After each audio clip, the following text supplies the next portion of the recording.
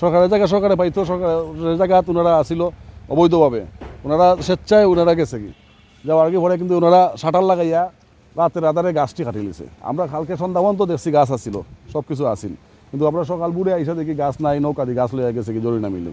আজকে ভোর রাত্রে দেখা যায় যে অসংখ্য গাছগাছালি তারা কেটে কেটে নির্মূল করেছে। এইটা অত্যন্ত দুঃখজনক। আমি মনে করি যে গাছ কাটা মানে মানুষের আঘাত দেওয়া, প্রকৃতিরে আঘাত দেওয়া, এটা সুষ্ঠু বিচার চাই। তারা আনছে কইয়া এক্সপিরিয়েন্স কইয়া আনছে, তারা আমরা তিনটান 2 দিনের টাইম আমরা তিনটান খুলবো, তিনটান খুলে এসপি হিসাবে কইছে আপনারা সব তিনটান 24 ঘন্টার ভিতরে খুলে নেবি। আর এতে গাছগুলা এগুলো হাত বেলায় করছে না, তারা ব্যক্তিগত তারা গাছগুলো হাঁটিয়া তারা বিক্রি করে বেলাইছে। 500টা গাছ গেছে ওর মিলো। গাছ তো নিরপরাধ একটা এই একটা জিনিস, মানে গাছ কাটাটা আসলে এটা মানে সঠিক আমাদের মানে মতে এটা সঠিক হয় নাই।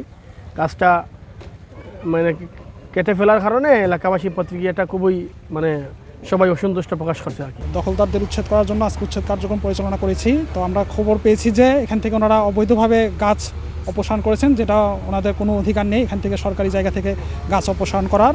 তো আমরা এটা খবর পেয়েছি যে ওনারা রাতের অন্ধকারে গাছগুলো অপসারণ করেছেন, গাছ কেটেছেন। আমরা এখন বিধি মোতাবেক আইনানুগ ওনাদের বিরুদ্ধে ব্যবস্থা গ্রহণ করব সরকারি জায়গা থেকে গাছ কেটে নেওয়ার জন্য। কতগুলো গাছ কেটেছেন ওনারা? আনুমানিক এখানে 14টার মতো গাছের আমরা তথ্য পেয়েছি যে 14টা গাছ কাটা হয়েছে। এগুলো আমরা বিধি মোতাবেক আইনানুগ ব্যবস্থা গ্রহণ করব।